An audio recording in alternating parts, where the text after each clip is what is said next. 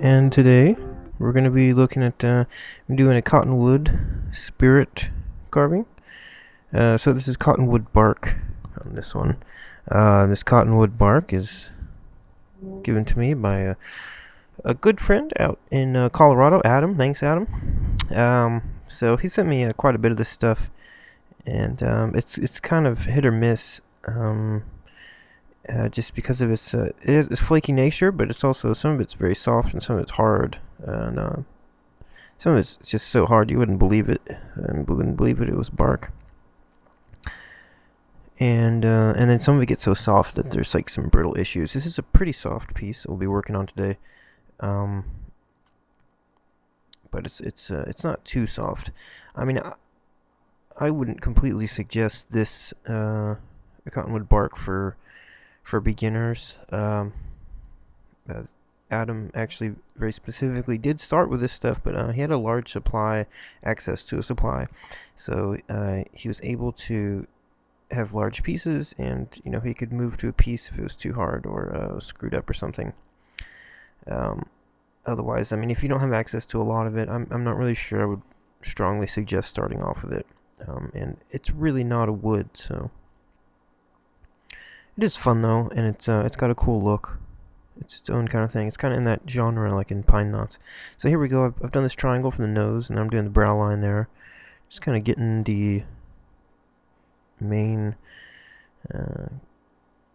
measurements of the face out there. And I'm using full-size tools on this, just because it's a kind of a big carving.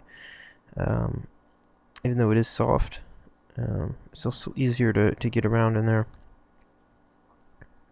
That was like a half inch, or half inch, maybe quarter inch. I don't even know, never mind. They're tools, okay? And get a little bit of shape to his nose there. So, the cottonwood also varies in color, and not just color, but it's kind of patterns. Some of it's kind of really had more, I don't know if they're really called growth rings at that point, but they have like a whiter color, and like this one's a very red piece, very solid kind of red looking, almost like clay. But all this stuff gets pretty dark when you put a finish on it.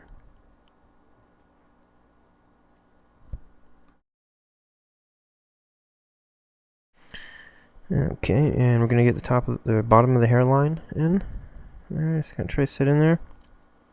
And you'll see it'll get a little bit flaky on the sides there when I'm kind of getting close to the barky area, and it'll just kind of happen. Look, it'll happen right here. See that the edge just barely caught it. Maybe even the wood pushed it off, but you gotta be ready for that with cottonwood bark. I have also carved the actual wood of the cottonwood tree, and that's really nice. I would suggest that for everybody. One of the issues I had when I started on these, the barks, is because they're generally larger. You want to do a larger for the most part, because you just can't get a whole lot of detail in this, and it's a little bit dangerous to go for detail because of the how much the wood can tear out. It's not wood, I guess, and so it's like this shale rock, and you really lose large sections when you pull out wood that you don't want to. So I just kind of keep them really big, and don't try to go into too much detail. But anyway, so I was going too large on the faces for the sizes, and it took me a little bit to understand that I was doing that. And you kind of want to, I rarely do ears and like actual full face and head, but you really want to have like a hairline kind of at least on the side there, so that face will be inside of the wood.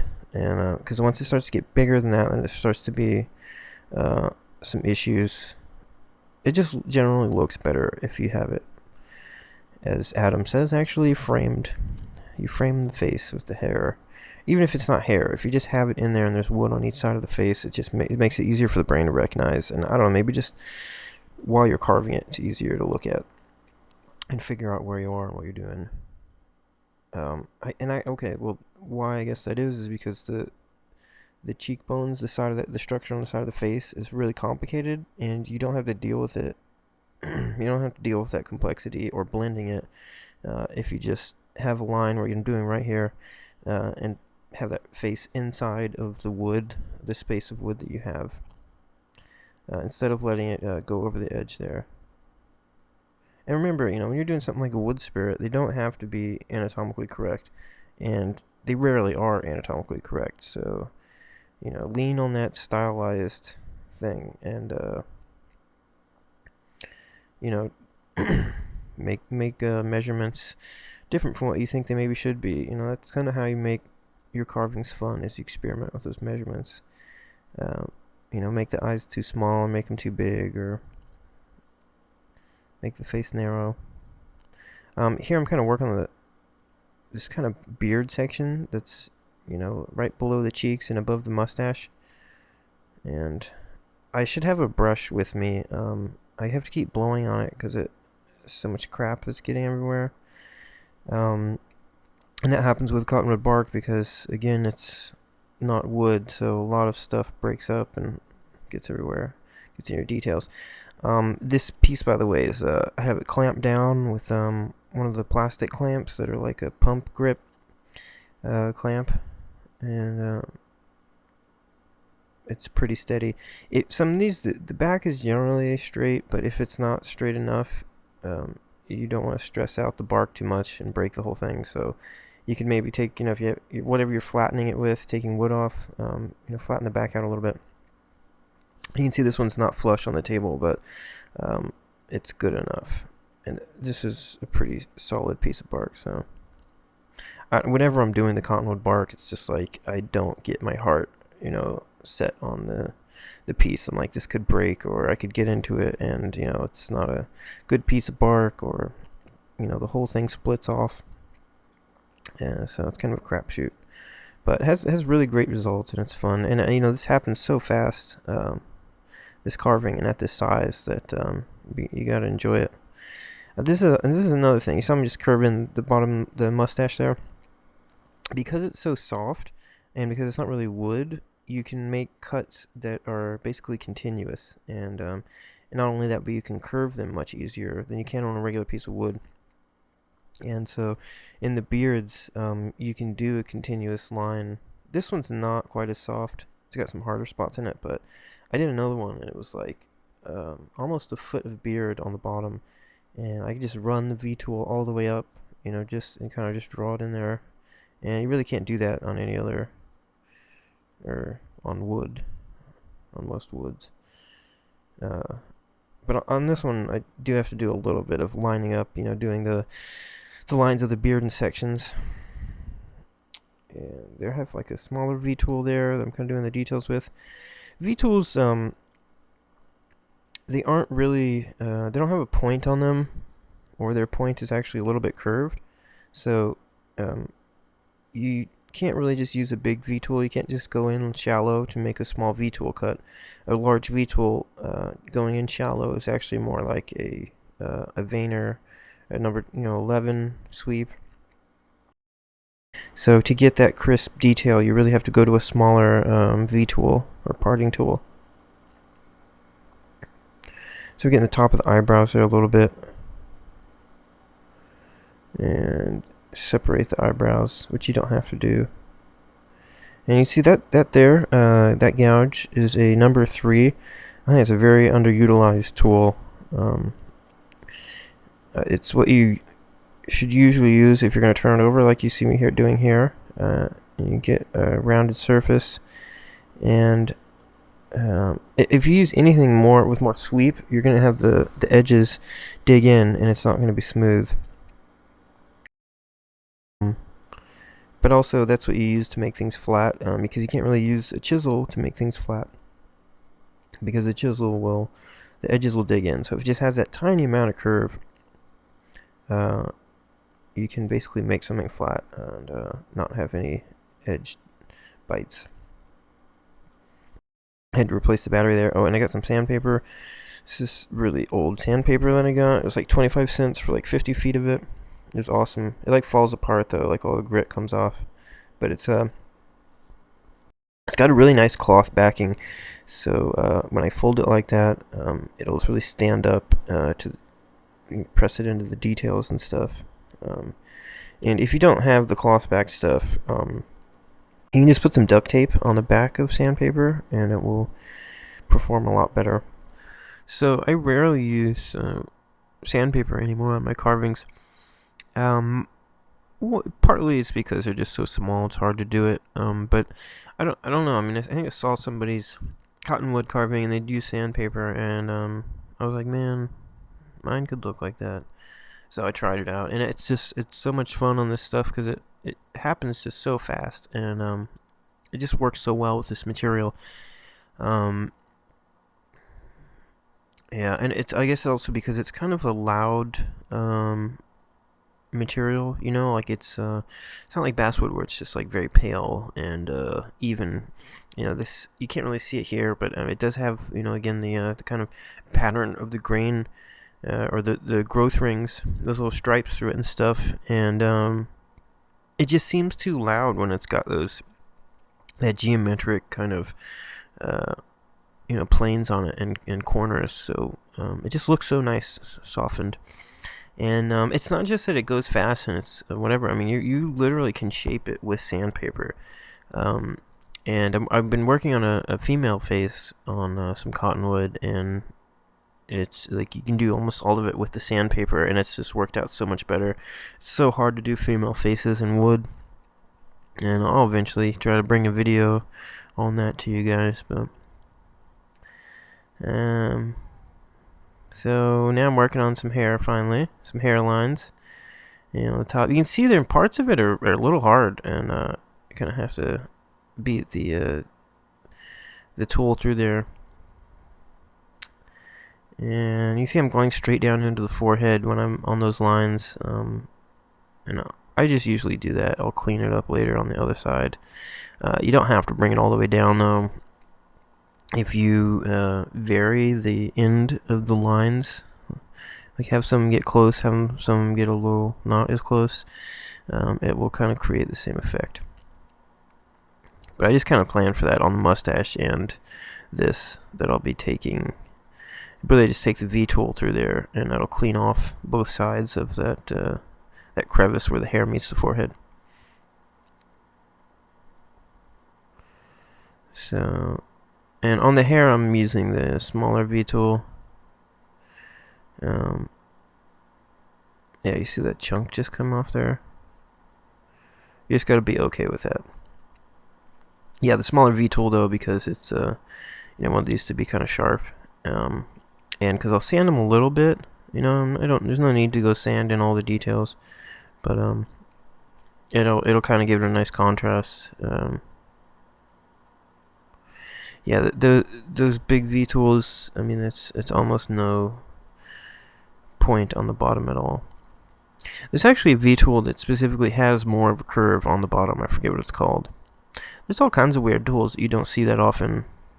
There's the macaroni. That's my favorite named tool. Yeah, you should look it up if you haven't seen one. People say they're useful. I don't have one yet. I have so many tools, and I only use like 3 of them, so kind of done with the buying tools, I guess.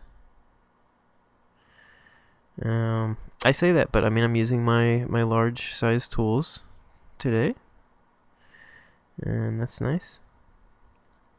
I know you guys are all happy about that. Okay, so the hair, you can see that I curve it a little bit just so it's not too robotic, but you don't have to worry about too much curve. But I do a kind of like radial kind of pattern as far as the growth of the hair and the direction that it's going. You kind of basically say pick the point of the nose and kind of have that for you imagine the lines of the hair continuing to that point of the nose, so that on the side of the face they should be going horizontal, straight out to the side, and on the top of the head, middle of the forehead, they should be going straight up, or basically they'll curve a little bit, but and then so in between that top and middle, you want to have a gradation in the slants, just like I'm kind of showing you there. Basically like the way a clock is. You think about that, where at the top you're going to have the 12 o'clock, and then over on the right side you have the 3 o'clock, and then all the hairs in between, you want them to be, the 1 o'clock and the 2 o'clock, and in between those, you want the 1:30, 1:45. I'm just going to go through the whole clock. But yeah, no, it's a good way to think about it, though. And that'll make the hair more natural, and it also kind of solves the problem that that is connecting the head hair and the beard hair. People's hair doesn't really grow like that, like what I was just talking about. It kind of does, but not really. It's really a stylization, and it's really hard, especially when you don't have any more face or anything, to describe the connection of the hair and beard. And it just looks so much better when you just stylize the hair. I'm trying to get a little more of the eyebrows there. And then here we go. This is how I clean up the forehead, as I was discussing earlier. Yeah, you don't even have to worry about quote unquote grain as much in this wood, because it doesn't really have grain. It kind of does have this like shale rock kind of thing, which is similar to grain. If you don't want to go too uphill, but at the same time you kind of can. You can have a little more leeway in some ways, and I guess in some other ways, the whole thing can fall apart. So there, I'm trying to just clean out the eye sockets and stuff in there. And there we go. So yeah, you can see the way that you can't see what I'm doing, but you saw the way my tool, the angle of it changed. I kind of screwed that part up there, but whatever. So here we go in the mustache here. And I'll do those, and then I'll go down a little bit and meet up those lines with the ones I just did. I'm going to try to get a better view here for you. And there you go. Oh, okay. Alright, so again, I go back down a little bit and try to meet up with that line. It's okay if you don't meet up with it exactly. It actually has a nice look if you don't, especially when you're doing smaller, more detailed hair. But even on this, it's totally fine. If that you connect it like this right here, when you connect it, see it kind of is off a little bit, and that one was too. And see that little shape that it makes? It makes a really nice kind of look. It makes it look like there's a lot of hair. Sometimes when you're doing this single hair, where the line to describe the hair is continuing for too long, where it just doesn't look good, because it's like people don't have single hairs that go from the top to the bottom of wherever their hair is. It's more like they go underneath other hairs and they come up and this kind of thing. So having that variation sometimes helps in describing that kind of chaos in the hair. So we've curved the mustache a little bit of a windy mustache. That's what that's called. I just named it that. I don't know. And then I'm trying to also get a little bit of depth out. It's always a good thing to add. Every time you carve something, and you're doing a wood spirit multiple times, every time you do it, you want to try to get another detail in there, get another little chunk. And right what I did right there, like it was already drawn out, but I go back and do another pass on the bottom of the mustache, make that a little bit more developed. That's your tip for the next wood spirit you do, is really define the bottom of that mustache, make it look like it's laying on top of that lower beard. So you can see that when I'm really able to just curve that V-tool in one stroke, and it's so much easier than it is on other woods. With a palm tool you can kind of do that, but not really. And you get a little hard there. And you see the mustache gets a little bit dirty there. It's a dirty mustache. So on those I'll try to go back and clean them up, but it's never a problem. When you make a part on the like a beard, you don't have to worry about doing another pass. You don't have to bring everything else down. It'll make it a little bit more complex, have a little bit more depth and body. Sometimes I do it on purpose. So there we go. Just going along here. Yeah, I gotta shake this thing out here. And let's see.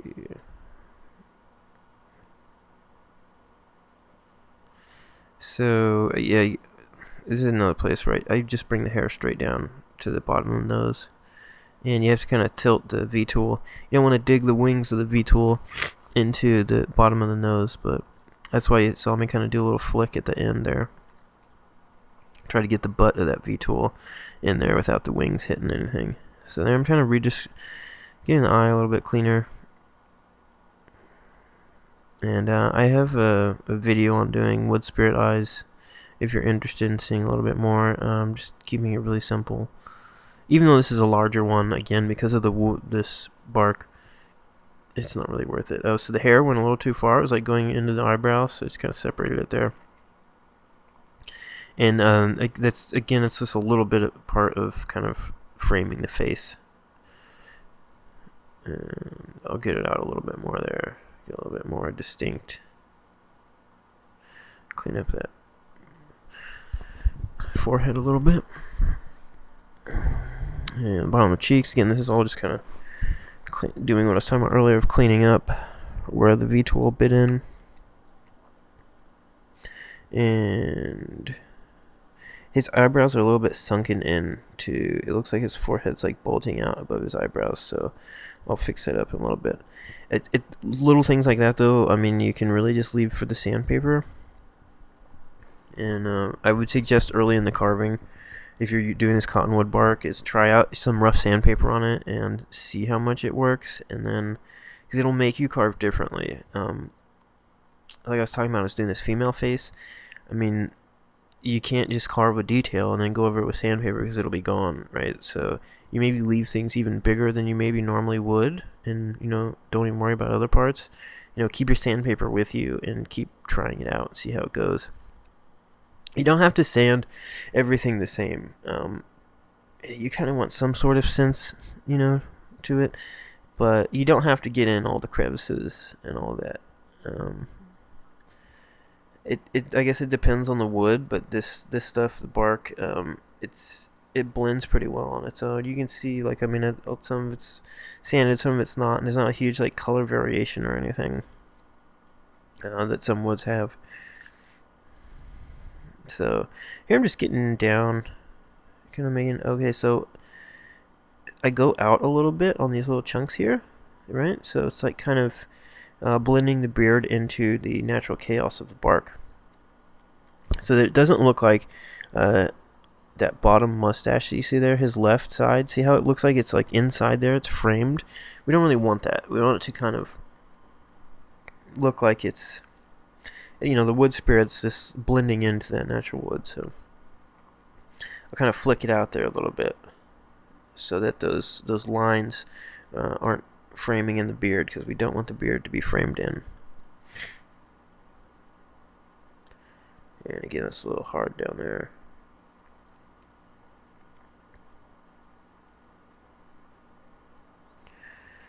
So go get some cottonwood bark, I guess. I think you have to find like a downed tree, and they have to be really, really big trees to get pieces off of. The bark doesn't even start looking like this until it's like a pretty large size. I had found some cottonwood wood, and I didn't know it because the bark didn't look like what I know is cottonwood bark, and this looked like a similar kind of tree. And I have a piece that's like I don't know, 2 feet diameter. I mean, it's a big piece, and there's none of this kind of bark on there at all. And on the I mean, it has like a 1/4 inch of bark on it, and it doesn't look like this. And on the other pieces, like, it's even smaller, where it's like a foot diameter, the bark is like, it looks almost like birch or something. It's really weird. It's like smooth bark. It's really crazy. So a lot of trees apparently do that, though. They have a different kind of bark on the younger parts of the tree, smaller parts. So, alright, so now it's time for finishing touches. You can kind of see once it turned this way. what really needs to be worked on, like on the underside of his mustache, and we're also doing the sanding here. Also, his nose, I kind of just left it. I never really shaped it past being that kind of triangle shape, and it's just a little bit wide, especially down as it goes down towards the nostrils. It's wide on the front of it, not really on the back, at least for this style.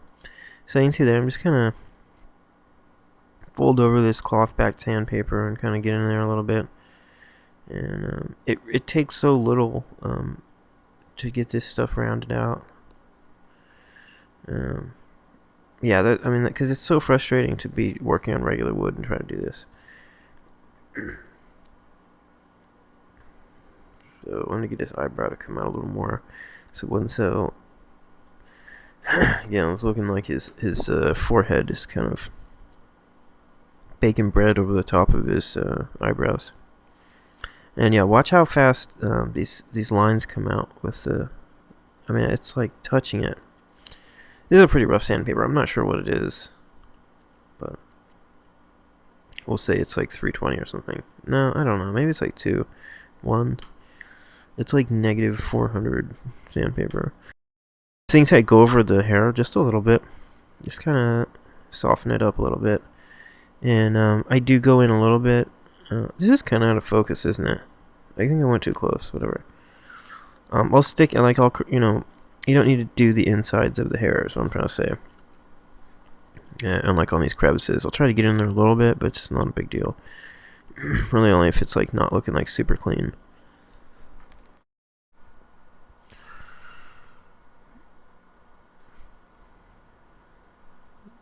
So, trying to fix up his eyes a little bit there.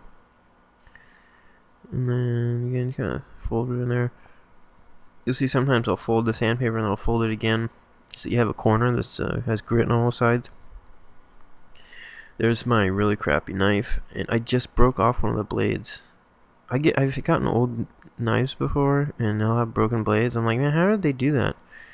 Granted, this one was like, it had been rotted most of the way through, but it was a first for me. Anyway, I just need a really thin knife, really thin point on a knife here to get in here.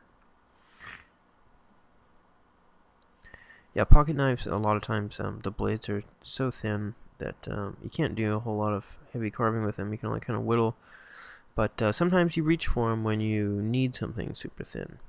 You don't need to have a lot of weight behind it. So you can see what I'm doing here is not even really pulling out a lot of the wood. I'm just kind of pressing the knife in there to get a line. And that's a good way to get... I'm sticking my face in front of the camera. It's a good way to... Oh, man. You're going to see my brain in a second. Doing those kind of deep lines will give a shadow without having to carve a whole lot into it to kind of, trigger the brain into seeing a line there.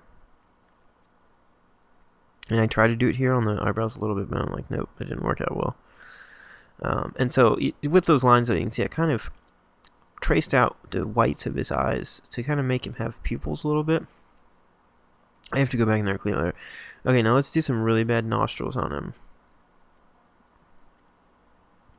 Now he has bad nostrils. I always feel like I'm like picking the wood spirit's nose when I do work on the nostrils. Kind of round them out a little bit so they're not just like pig-nosed. He has you can't really see it from this angle, but his nose isn't like generally people's noses, the bottom, it's like it goes kind of it mostly goes straight out, and this one's very turned up, and that's somewhat because of the wood or the non-wood, the bark. The nose is one of the most dangerous parts on this cottonwood bark, and so it's easier just not to have overhangs on it or anything close to an overhang. You saw there shaping up his nose a little bit, and yeah, that was a bad cut, totally against the grain. I made a rough cut there, but it's not really a problem. So you can see how that kind of made his nose look just so much better more sophisticated, just by kind of bringing in that angle so that it wasn't just a complete rounded kind of thing, or just a big triangle. Now it's more of a pyramid, I guess. I don't know. Think of it as an old school Boy Scout camping tent. It's still a pretty big nose, isn't it? Oh, he's got something in there. Yeah, but it'll work.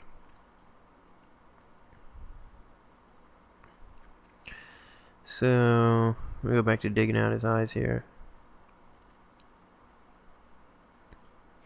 Those lines really help bring out the eyes. You guys can't really... There's shadows in the film, it makes it more contrasty, but it's really necessary sometimes, especially on the top of the eyes, to make it look like they're... that the eyeball is inside the skull and not sitting as one piece with it. Alright, and I'm going to come back out here and do a little bit of work. Just kind of some finishing touches on some of the beard and stuff. Clean up a little few areas there.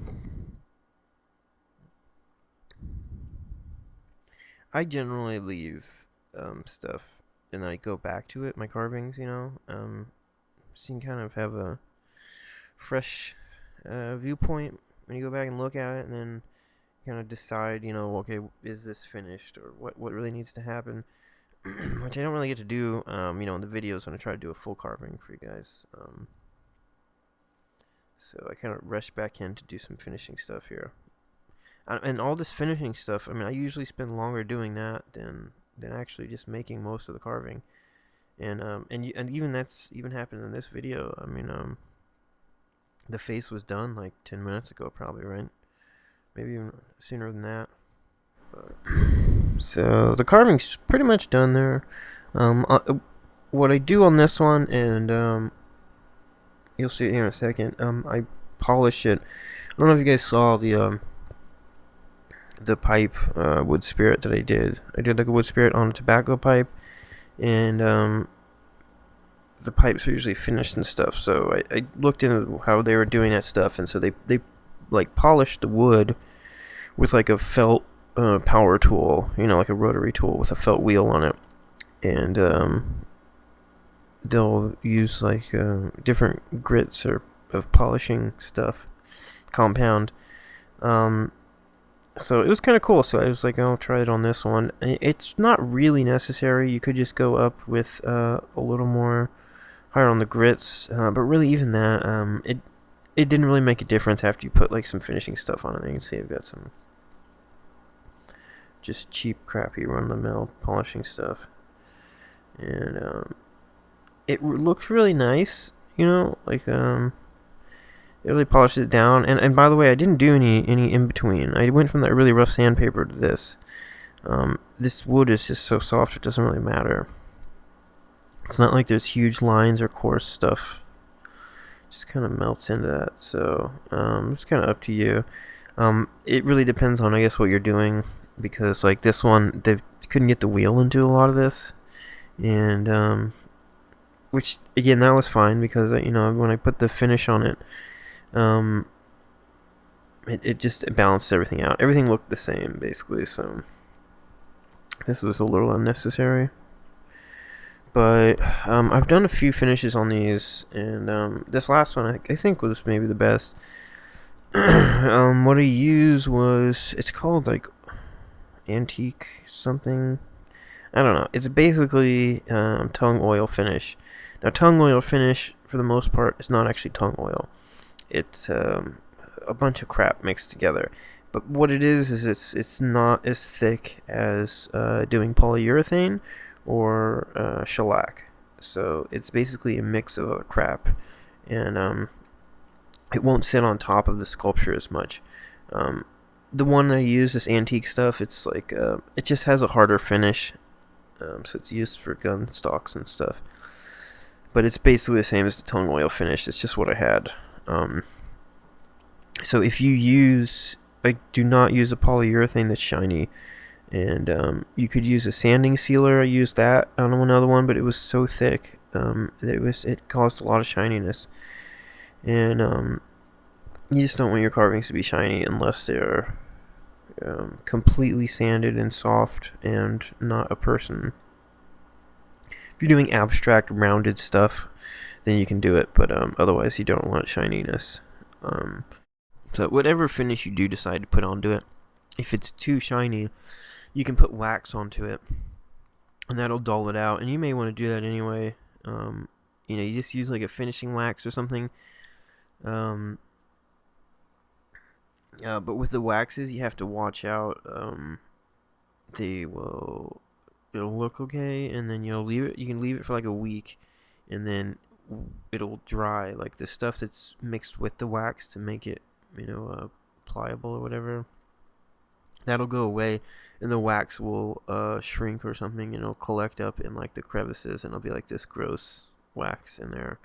So you'll need to go over it with a toothbrush or something and clean it up again. It's not a huge drawback, but it happens. So these guys get really dark though. They almost get too dark. I'm not really sure what to do about that. I can take nice pictures of them. They look okay on video all day, but once you put them up on the wall, it's just too dark. Unless you have really good lighting on it, you put like a specific light up for that piece. I'm not really sure how to get past that yet, and I'm not sure if anybody does. It's this weird thing with wood carving being online, and one of the cool things about wood carving is it's real and it's not a picture, but nobody ever really sees that except for the people in person. And most of us online, we don't see each other's stuff in person. We don't see any stuff, so a lot of the whole like reality of does it look good on a wall doesn't really matter, and so it never really comes into play. And not to mention, none of us are able to sell our stuff, so it doesn't really matter what it looks like on a wall. Oh, it's terrible. But I don't know. Oh, so I'm trying to like get into the crevices with that stuff. With this weird wheel. I forget what these are called. They're called like bristle wheels, I think. Dremel makes super expensive ones that fall apart, but you can now get them from China, and 3M makes them. You can get them on eBay, and they're way cheap. They're like $1 a piece, as opposed to like $8 a piece. And here we are, going on to the finish. Your secret tip of the day. It's not a secret. I don't know why I say that. I'm sorry. Save your Gatorade tops. You can use them for crap like this. So you just start brushing it on there. And I have done the where like I paint all the bark and everything. I was worried about blending it, and it's really not necessary. It'll be fine without it. It looks really dark right now, and like it's not blending, but it'll be fine. And then you just get it in there. You don't want to pour too much on there. Get too much on there. Even this stuff, which doesn't sit on the top too much, it'll collect in the crevices, and then it'll be shiny there. My battery ran out. So you just kind of do this and try to run around as much as you can. What I'll do is I'll get a cloth or paper towel, and I'll do it in a second here. You'll see it. And basically, I just stick the brush in the crevices, especially on the face. It depends, I guess, on what your carving's like, but like on my face where the eyes are, that's where it's really going to pull and be a problem. I don't know why it's not as big of a problem on the beard. There you can't really see what I'm doing. So this is what I do here. Is I'll stick the brush in, and I'll collect a little bit of it, and then I wipe it off so it's real dry, and I'll stick it in there again and get some of it off. This stuff has a pretty slow dry time, unlike shellac, so you can keep putting the brush on there and it's not going to leave marks or something. This stuff smells pretty bad. You should do it probably outside, and wherever you leave this to dry, the room's going to smell like gross stuff. And it'll take a few days for the piece itself to get where you can take a whiff off of it real close and not want to throw up. So I'll put that way to dry, and here's the next day. And you see, he kind of does look a little bit shiny under the light there or whatever, but he actually is not. This is pretty happy with this finish here. It's actually a little bit dull, and I was thinking maybe I should polish a little bit on top of that, but I'll probably leave them alone. But so the only thing left to do now is to put a mount on the back so you can hang on the wall. I use these things that are sometimes called D rings or C rings. I'm not really sure. Some people call them different things. They're just they're my favorite for hanging this size and shape, because you can just kind of put it on there and it'll hang by its own weight to be straight. Just don't put the screw in too hard on the cottonwood bark. It'll strip it out. You might need to put epoxy in after that to get it to stay. So I'm trying to knock off all the crap that's on the back. And again, sometimes I do this before I even start carving. I'll just take the axe or draw a knife over the back and just take that dry layer off. But it's not necessary. The people who buy this, if somebody wants to buy it, people, they'll probably want some pieces on their floor for some authenticity. So you don't want to clean it up too much. So you could pre-drill a smaller hole if you wanted to. These screws are just regular screws. They seem to be going into this stuff pretty easily. Just drive them straight in there, and make sure not to over tighten it again. But also don't over tighten it. Like, you want that little hanger thing to be able to move so that it'll the whole piece will hang straight down and be straight on the wall, and that'll help it if it has a little bit of rotation in it. So